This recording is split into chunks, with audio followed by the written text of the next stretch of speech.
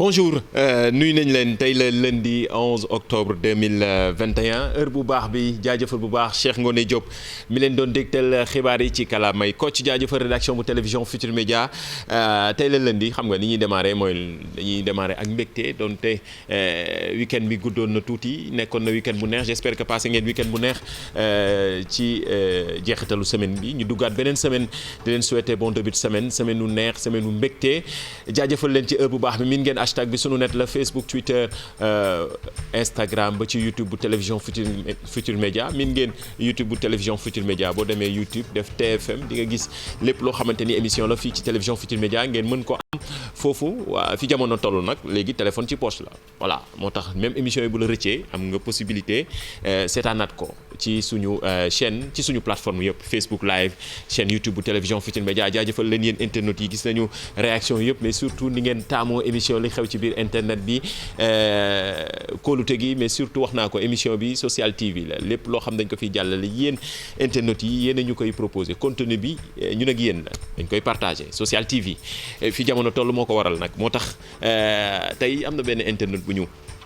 envoyé benn vidéo maire yi mbégte ndaxte ñoom it maire yi dañuy seetaan émission bi lu baax a baax saa su ne dañuy message fépp fu ñu génne dañ naan dañuy bàyyi xel émission bi ndaxte li ñu leen di yee gindi leen bari na tey nii la ñu amee mbégte ubbee vidéo bi nga xam ne wër na TikTok Facebook fépp foo xamante ni ci réseaux sociaux yi ñu ubbee ak vidéo bi daal di ñëwaat.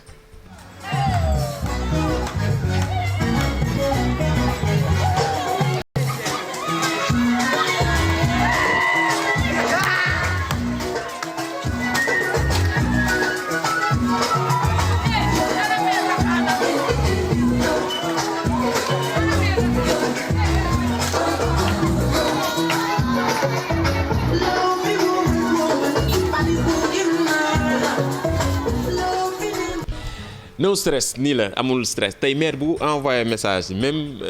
ci suñu plateforme yi Facebook même boo yónnee sa doom sax mu bindal la message ñu may la ci téléphone yi nga xamante ni suñu sponsor officiel Jili CSB nekk rond-point cité Kër Góor gi moo koy maye ci émission bi moom moo ànd ak ñun di joxe cadeau yi am na ñu fi choisir saa su ne di leen woo ñu ñëw di jël si seen ay lot fii ci télévision Futurs Médias waaye maire yi tamit tey jii moom vraiment comme que tey mbégte bii la ñuy ubbee maire yi moom tey bépp maire bu commentaire ñu wax la mu dem ci Jili photo wu partagé ñu nit ñu daal di koy partagé ñu démarré ak xibaar bi hashtag bi gën a fës ci week-end bi gis nañ ko ñëpp gis nañ ko muy sommet africain sommet Afrique France bi nga xamante ni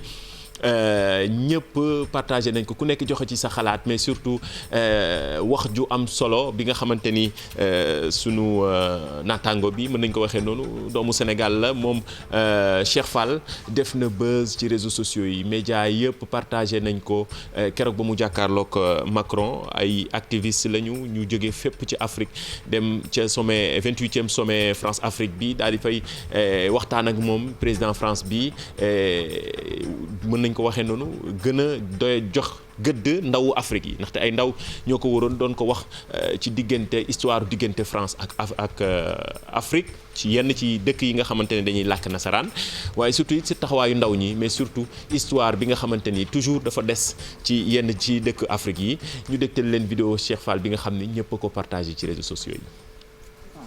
Nous ont raconté la France-Afrique et ce qu'a été cette France-Afrique. Mais Monsieur le Président, nous, mes sœurs et frères africains, sommes en train de vivre, de subir et de supporter cette relation France-Afrique. Et c'est cela que j'ai envie de vous transmettre et de vous dire. Nous sommes ici pour discuter, dialoguer, réfléchir sur les futurs souhaitables. mi ngi noonu extrait bu ndaw la ca la mu waxoon keroog le 8 octobre ca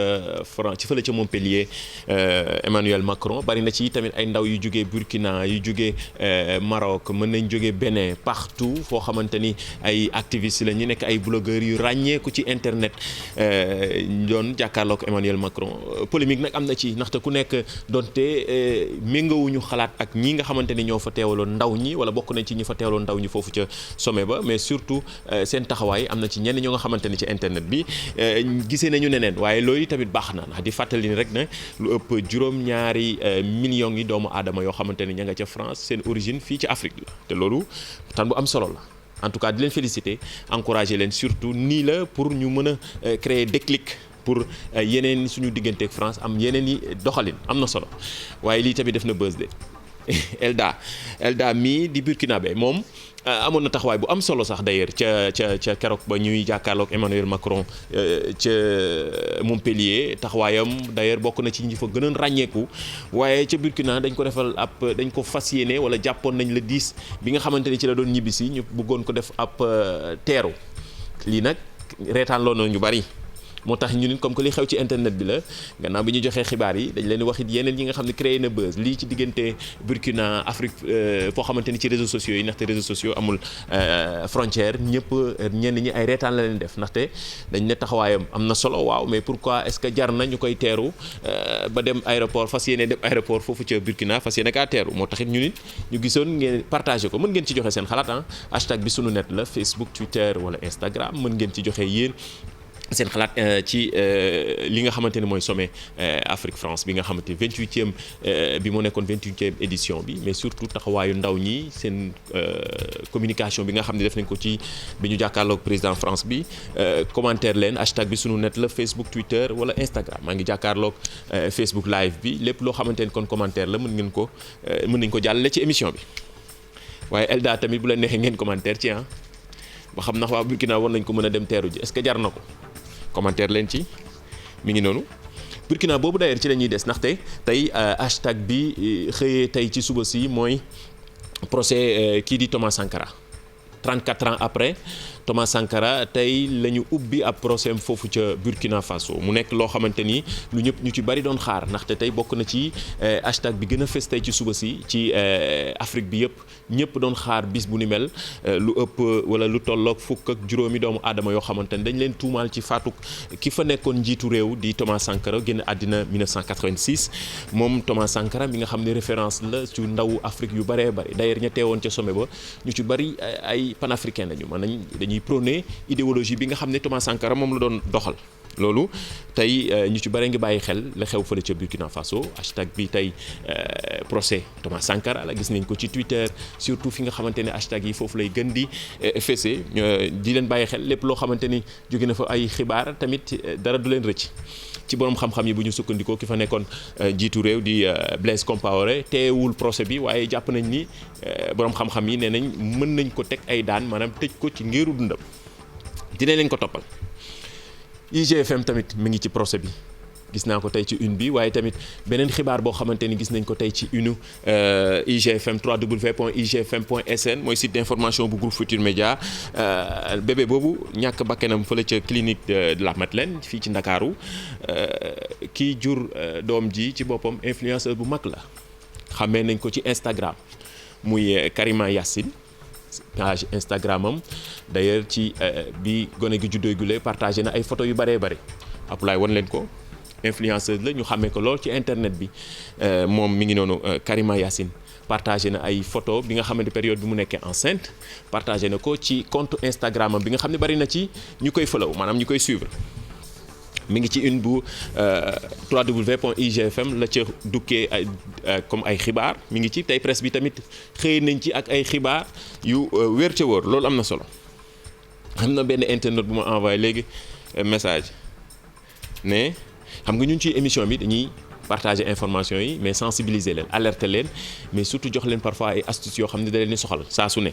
ak plateforme bii di WhatsApp am na ku laajte ne comment supprimer un message WhatsApp pour tout le monde après plusieurs heures c'est vrai mën na nekk de pourtant lu mën a nekk la question baa ngi nii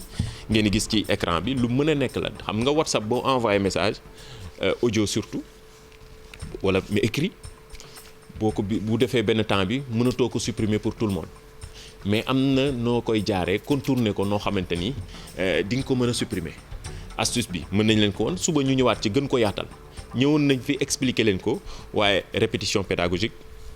la répétition elle est pédagogique loolu lu baax la pour yéen ngeen gën a miinanteeg WhatsApp ndaxte parfois ma envoyé message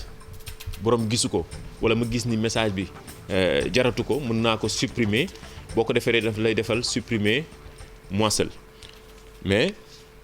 am na beneen possibilité boo xamante ni mën nga ko supprimer pour tout le monde loolu lu am solo la pardon lu am solo la mi ngi noonu question bi internaute bi posé nag am na solo mais suba dinañ ci ñëwaat jox leen réponse bi astuce la yoo xamante ni benn par benn boo leen ko toppee mën ngeen am noo leen contourner ba supprimer message pour tout le monde lu baax la ci kanam dinañ ñëw ci octobre xam na mois d' octobre dañ ko jagleel weeru cybersécurité octobre cybersécurité lu am solo la chaque jour wax nañ ko fii ba mois d' octobre bi di jeex dinañ leen sensibiliser waat encore une fois di gën di alerter ni ñuy jëfandikoo téléphone portable yi ni ñuy ban taxawaay la ñuy am ci internet bi loolu lu am solo la te ñu koy def ak ay ndaw ñoo xamante ni ñi ngi ci réew mi seen xam-xam màcc ci lool partenariat bi ñu ci am ak waa Route ñi nga xamante ni aussi lu am solo la ñuy def ci mois d' octobre bi octobre nag bu ñu ko déggoon tamit dañ daan fàttaliku octobre rose ba tey ñi ngi ci di xalaat waa LISCA taxawaay bi nga xam ne ñi ngi koy def ngir ñi am feebaru cancer yooyu tamit lu am solo la ndaxte ci internet bi gis nga ni rose yaa ngi ñu ngi koy partagé fu ne waa LISCA di leen xalaat ci seen xeex bu am solo bi nga xam ni ñu ngi koy def ci mois d' octobre am na solo. question yi da leen soxal yéen internautes yi saa su ne rubrique bii nga xam ne ci la ñuy maye cadeau yi di ci joxe loo yi di yóbbu ñenn ñi ci jili CSB ñu jël seen ay loo maanaam téléphone portable saa su ne ci émission bi dañ koy choisir mi ngi noonu numéro téléphone jili di ngeen ko am léegi ci suufu écran bi ma nga nekk rond point cité Kër Góor gi jili CSB mooy sponsor officiel bu émission li xew ci biir internet bi di ko jaajëfal ju baax ci kóolute gi am na question bu ñu fi bàyyi woon image cachée laaj leen kan moo nekkoon ci ginnaaw image bi réponse bi mooy Guy Marius Sagna effectivement Guy Marius Sagna mi nga xam ne actuellement mi ngi ci ay jafe-jafe ak yoon procès ñu ngi ko jàpp le 14 octobre bii ñu jëm moom mi nga xamante ne bokk ci mouvement FRAPP ak France Dégage Guy Marius Sagna ñëpp ràññee ko question moom lañ defoon image cachée ba ñu ci bari répondre ci joxe ci seen ay réponses ñu choisir nag kii di ak équipe digitale bi ci ginnaaw di leen jaajëfal bu baax ñoom Adja Gueye ak Magui Digital Ami Diop la ñu wax mu dem ci jili CSB nañ ko envoyé information yi yóbbaale carte d'identité bu demee jël loom téléphone portable lay doon bu demee photo wu partagé ñu nit ñu daal di koy partagé ci émission bi suba incha allah moom lañ choisir parce que ñi bari trouvé nañ ko nag dañoo amoon sax jafe-jafe pour choisir benn internaute mais finalement équipe bi ci ginnaaw Ami Diop la ñu choisir am na solo bu baax kan moo nekk ci ginnaaw image bi bii nag dafa mel ni dafa jafe mais xool leen bu baax. ngeen wax ñu kan moo nekk ci ginnaaw image bi ñu nëbb kanamam waaw image cachée bi hashtag bi sunu net la Facebook Twitter wala Instagram waaw ngeen wax ñu kan ngeen gis ni moo nekk ci ginnaaw image bi defal ñu un peu biographie wala lan la doon ci réew mi lu am solo la du ma joxe benn indice nag continuer leen ngeen commentaire émission bi wax naa ko lépp loo xam dañ ko fi partagé ñun ak yéen ñoo koy liggéeyandoo ensemble contenu bi c'est interactif moo tax lu am solo la lii nag moom dafa mel dafa jafe de bii moom xam naa ni bu compliqué la ñu ne am na benn ci glace yi am na benn chaussette bu fi nekk boo xam daf ci rax ngeen def ko cercle miin ngeen ko ci ak internet ngeen commentaire ci wala ngeen joxe ci réponse bi mën nañ ci choisir ñenn yóbbu leen ci jili CSB ma nga nekk rond point cité Kër Góor gi di ko jaajëfal bu baax moom jili CSB wax naa ko sànq octobre cybersécurité mooy weer bi nga xamante ni weeru mois d' octobre bi yëpp dañ ci fas yéene ànd ak yoon bis bu ne wala ci semaine bu ne benn wala ñaari yoon gën leen a alerter ni ngeen di jëfandikoo téléphone yeeg ak surtout ci yenn situation yi nga xam ne ñu ci bari dund nañ ko bii tey dañuy waxtaanee phishing lan mooy phishing tubaab duppee ko hameçonnage parfois nga dugg ci tooxi doona wala jëyee boo xamante ni ci biir réseaux sociaux yi ñu tëgg la ndëgg sërëx ba doo xam ba ay chantage di ci jub moo tax ñu waxtaan ak toujours en collaboration ak ñoom waa Route ñu waxtaan ak kii di Ngilaay Tine référence digitale la mu expliquer ñu lan mooy phishing bi nga xamante ni aussi ñu ci bari am nañu jafe-jafe yi déglu leen ko bu baax explication yi dina leen soxal ñu dégtal leen élément bi. hameçonnage ci français yaakaar naa ñu naan ko ndëgg sërëx ci wolof donc lan mooy phishing phishing benn jëf la ba nga xamante ne nit mooy nekk ci ginnaaw di faire passer wu di niroolu benn entreprise wala beneen nit pour jël seen ay information utiliser ko si ay yeneen i affaire donc ñaata façon phishing ñoo am façon phishing yi bëri nañu mais ñun dañuy jël cas yi nga xamante ne moom moo gën a sonal sénégalais yi muy par exemple benn nit ba nga xamante ne day nekk si benn profil benn réseau yor benn profil di la envoyé ay vidéo tout nu di la envoyé ay photos naan la moom la fekk na du moom tamit en retour mu lay laaj yow say vidéo wala say photo après mu yor sa numéro de téléphone di la si chantage loolu phishing la. am na beneen cas bu gën a élaboré bi nga xamante ne moom mooy nit ñi nga xam dañuy copier ay sites yoo xamante ne officiel lañu mais dañuy changer adresse bi par exemple www.apple.co xam nga loolu ute naag www.apple.com léegi yow boo amul seetlu di nga dugg ci site boobu noonu def ay transactions ñu récupérer say informations sensibles soit ñu vider say compte wala yu demee noonu donc loolu phishing la tamit. am na yeneen tamit yi nga xamante ne sonal lañu torop moom mooy ñi nga xamante ne dañ lay woo naan la da ngay dugal ay code USSD nga xamante ne dañuy vider sa compte wala tamit dañuy envoyer seen bopp ay xaalis loolu tamit phishing la donc da ngeen di moytu bu baax. fagaru ci phishing yomb na bu leen di envoyer seen benn information personnelle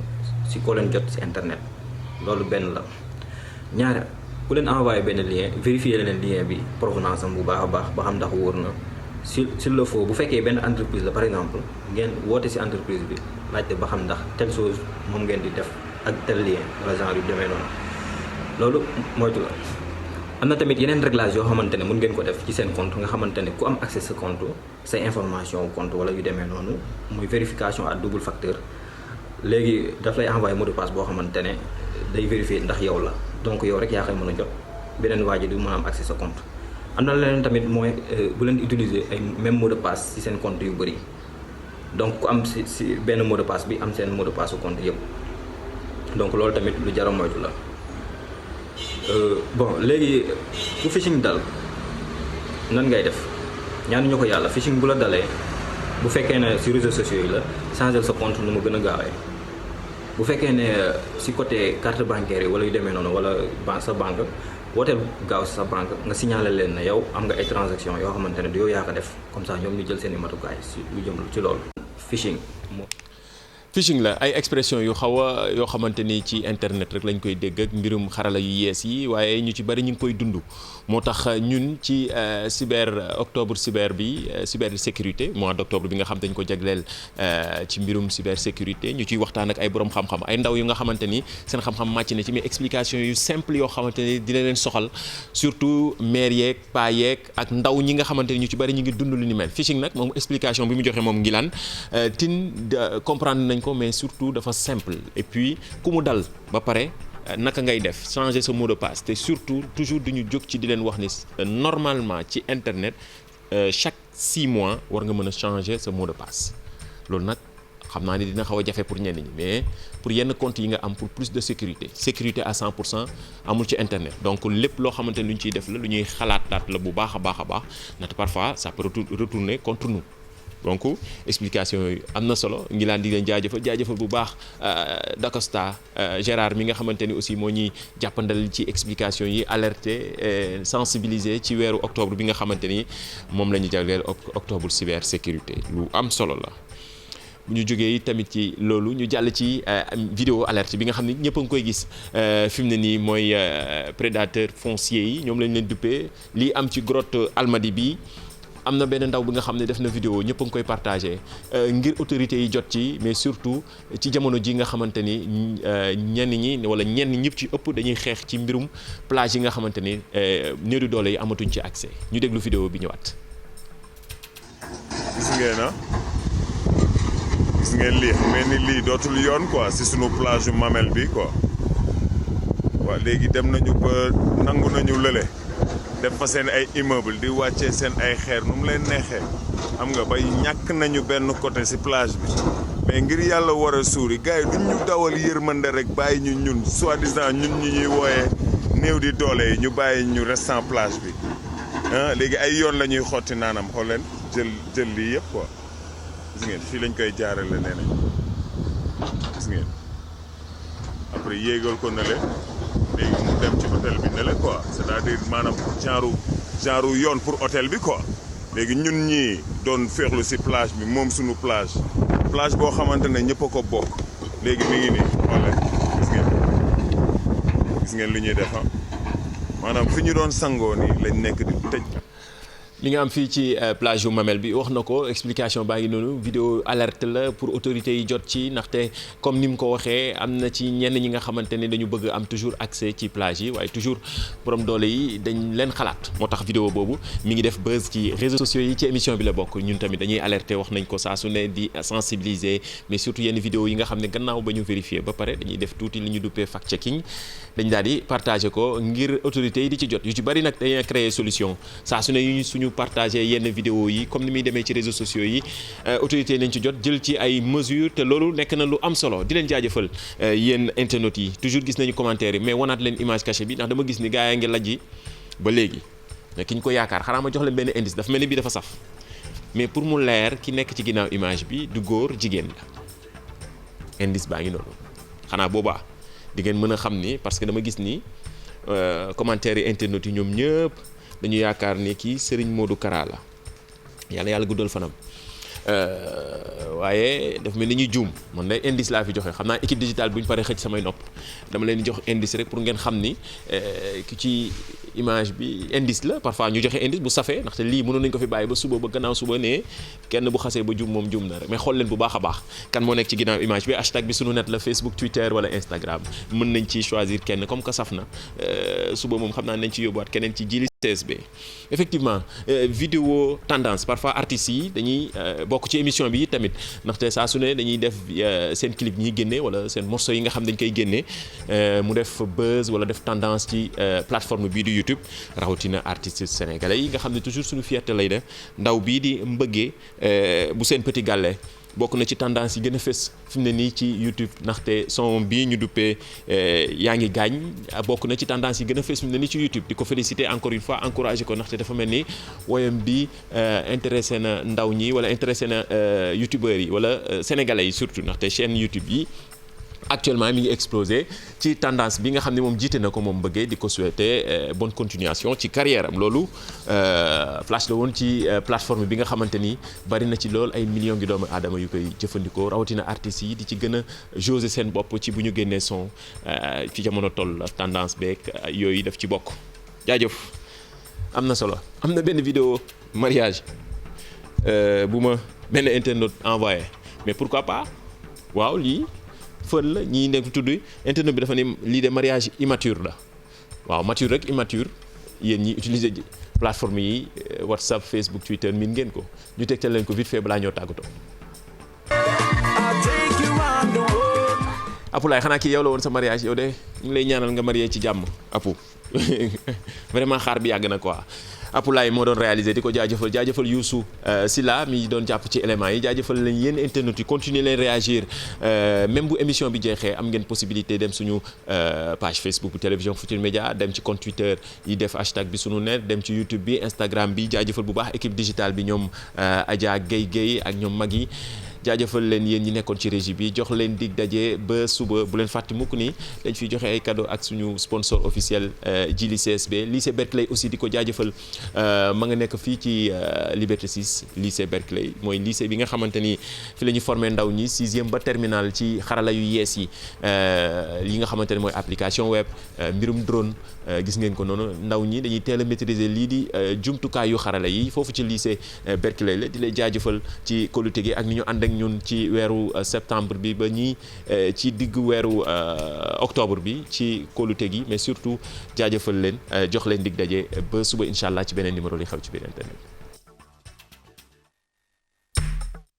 jax réew bi ci amiñal Mariama Kunta la loo seq ak moom moo tabax jumaay sëñ Bamba ji taal lampi miraar mel yi waaye léegi moom mooy kat moom yóbbu juróom-ñetti téeméer nit ba béyti laa yaram ku ñu jàpp mu bàyyi mu dem ku ko jur soxnaaw bu soo ko jur soxnaaw bu soxna mati ñang ko jur mati ñang nu me daanu sànq yow dikk Camara lu mu wuti woon Màkka laay bi mu jógee fii di dem Màkka ànd ak Sëriñ Mbàkke Buso Sëriñ Mbàkke Buso dani lu nu bind mu liir ko maam Seex Anta ni luy jaay mu jënd ko mu ne nan dem ba ñëw kenn du faatu maa garanti ruy yàgg naa risque de lu mu bokk ak yeneen bi moom laay mooy maamam danga koy tagg ba ci Rasulullah sérif la bun sérifun tuuma jublu ko kii du tas yaakaar du daw ku ko laaj mu jox kii yow xam ni la mooy baayu Abdallah Buri Fall Mali Coro ñi ngeen demee Massamba Takko Cheikh Modou Moustapha Fall lu taw bi taw kër baayam ba